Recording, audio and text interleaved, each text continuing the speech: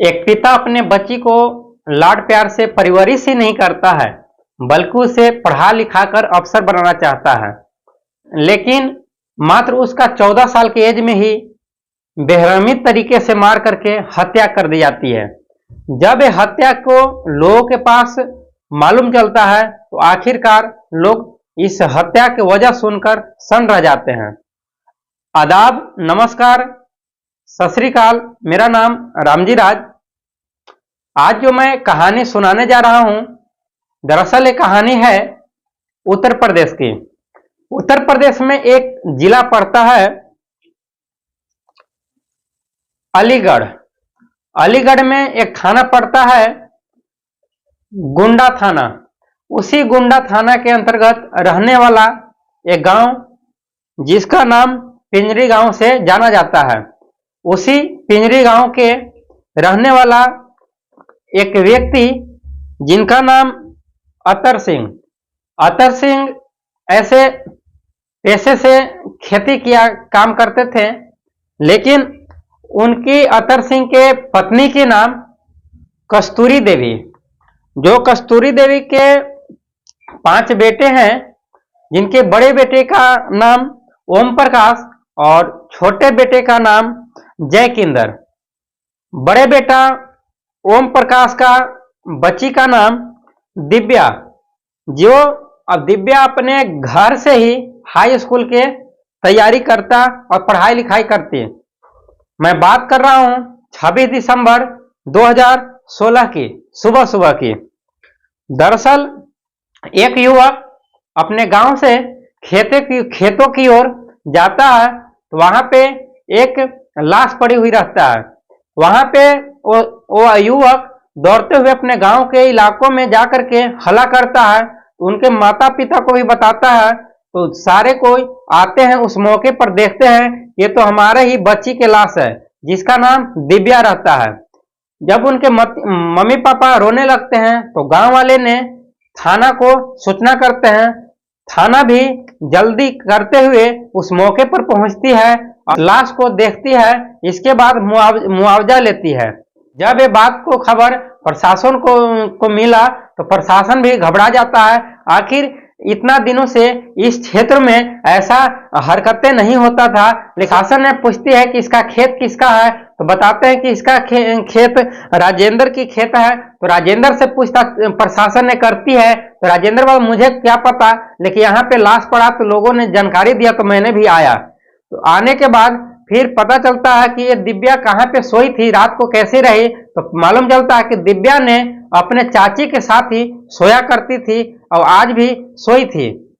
जब ये दिव्या के चाची से पूछताछ करती है, दरअसल दिव्या के चाची का नाम रहता है प्रेमलता और प्रेमलता के पति का नाम रहता है जयकिंदर। वो जयकिंदर आंध्र प्रदेश में नौकरी किया करते थे।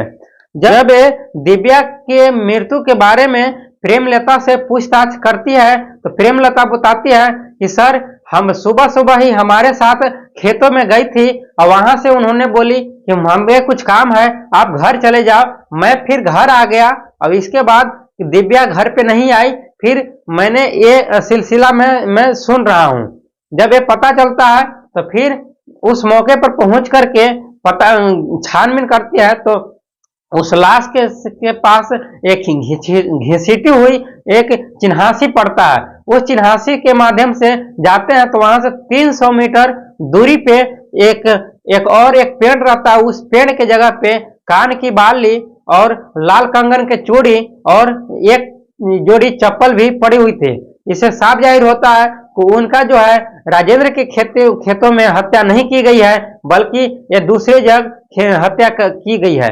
जब ये छानबीन करते हैं तो दिव्या के मां से पूछा जाता है कि क्या ये जो चप्पल और कान बाली जो है ये क्या आप ही बेटी की है। तो बताती है कि ये दिव्या के मां बताती है कि कान की बाली और चप्पल तो हमारी बेटी की है, लेकिन लाल कंगन की चूड़ी हमारी बेटी तो पहनती नहीं है। इसे प्रशासन साफ जाहिर करता है कि ये हत्या जो है यहाँ पे हुई है, लेकिन इसमें और किसी और का हाथ जरूर है। फिर डॉग स्क्वाड टीम को बुलाती है और डॉग ने जा करके उससे मुआवजा लेती है। तो जाते जाते वो सूंघते हुए उसी के दिव्या के घर पे पहुंच जाती है, जिससे साफ जाहिर होता है कि कातिल जो भी हुआ है इसका घर में ही कोई कातिल छुपा हुआ है। जब प्रशासन ने पूछताछ करता है, छानबीन करते हैं, तो कोई पता नहीं चलता है। फिर बताते हैं क्या कैसे इसकी मृत्यु हुई, तो बताते हैं कि दिव्या जो है अपनी चाची के पास ही रोज सोया करती है। जब चाची के घर में छानबीन करती है तो वहां पे जो चूड़ी उस स्थल पे मिला था वही चूड़ी एक घर में भी मिलती है। इसे दोनों जब चूड़ी मैच करती है तो साफ जाहिर होता है कि ये चूड़ी इसी घर का ही है। तो पूछताछ करते हैं ये चूड़ी किसकी है, तो पता चलता है कि दिव्या की चाची का है, यानी कि प्रेमलता की है।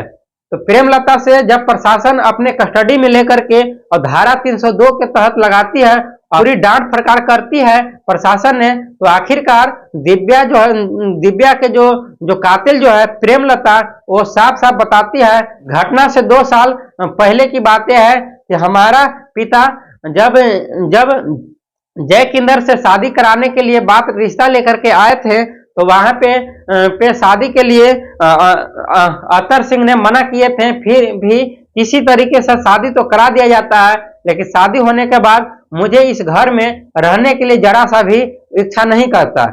शादी तो अच्छी तरीके से हो जाता है, दिन भी अच्छी तरीके से गुजर रहा था, लेकिन जो प्रेमलता है इस घर में रहने के लिए 5% भी उसका मन नहीं करता है। मन न लगने के कारण यह था, इन लोग सिंपल परिवार रहते थे, और दूसरी बात है कि 5 लोग रहने के बाद इन लोग थोड़ा मोड़ा झंझट किया करते थे, जिसकी वजह से इन लोग पहले से ही एक ही घर में रहते थे लेकिन अलग अलग रहते थे। तो प्रेमलता ने अपने माँ को बताती है कि यहाँ पे मुझे रहने का जरा सा भी इच्छा नहीं करता है, आप लोगों ने क्या देख करके मुझे शादी कराया है। प्रेमलता की माँ बताती है कि आपको जेठानियों से क्या लेना देना, आपका पति तो रेलवे में काम करती है, उसी पैसे से आप ऐश मौज करो, क्या दिक्कत है। लेकिन प्रेमलता अपनी माँ को बातों को मान जाती है और रहती है। और इससे पहले जो जय किंदर रहते हैं अपने प्रेमलता को समझा देते हैं कि जब भी आपको जरूरत पड़े कोई सामान खरीदने के लिए, तो आप जो जय किंदर का एक दोस्त रहता है उसका नाम रहता है सोनू। सोनू को बता देता है कि जब भी इसको दिक्कत होगा, आप सामान बाहर से मार्केट से ला करके अपना जो चाची को दे देना, यानी कि प्रेमलता को दे देना। अक्सर कभी काम होता तो सोनू ने अपने जो है प्रेमलता को सामान ला करके मार्केट से दे देती है और आराम से रहने लगते। और साथ ही साथ जो है जय किंदर ये भी बताती है अपने दिव्या को कि चाची जो है वो अकेली रहती है, इसलिए जब भी आपको पढ़ाई करने के बाद नाइट में सोने के टाइम हो तो आप अपने चाची के पास ही सोया करना। तो दिव्या भी मान जाती है और अपने रोज के रोज ये अपना चाची के पास सोती थी। दरअसल दिन गुजरता चला जाता है और धीरे धीरे सोनू अपने चाची जो रहती है वो प्रेमलता उसे काफी आपस में करीब आ जाते हैं और देखते देखते अनैतिक संबंध बनाते हैं। और बनाने के बाद बराबर जब भी समय मिले तो आता है और आकर के अपना जो है प्रेमलता के साथ संबंध बनाती है।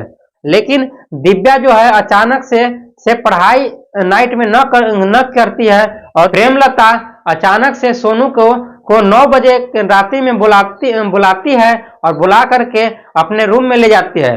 उस टाइम दिव्या ने पढ़ाई उस दिन नहीं करती है और 9 बजे ही उस कमरे में जाती है। तो जाने के बाद देखती है, देख करके दिव्या भी सन्न रह जाती है।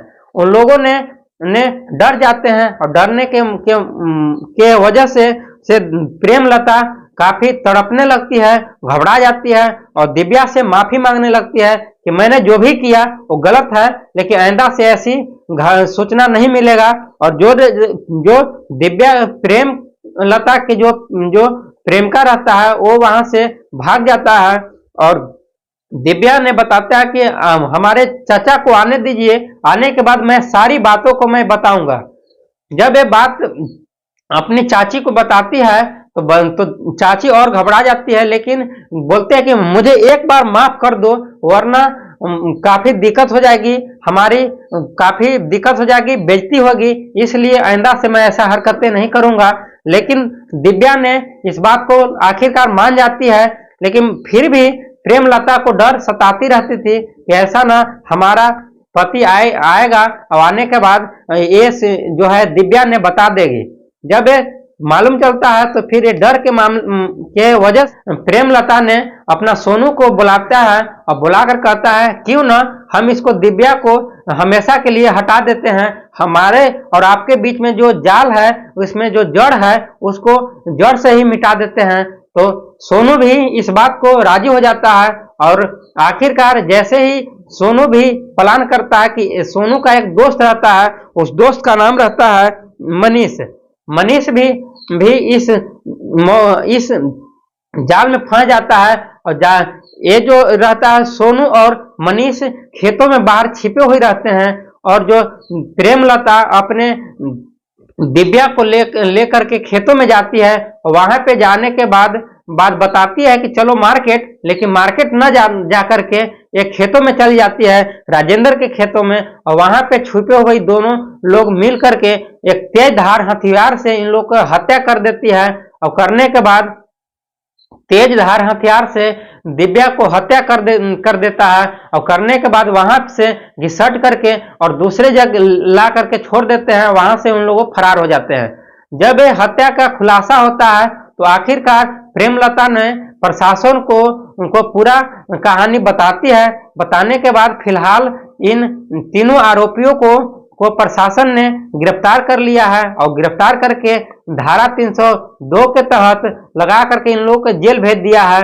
और इस घटना के विषय में आप लोग का क्या राय है, आप लोग कमेंट बॉक्स में जरूर बताएं। और इस चैनल को ऐसी घटना सुनने के लिए इस चैनल को लाइक और सब्सक्राइब करें।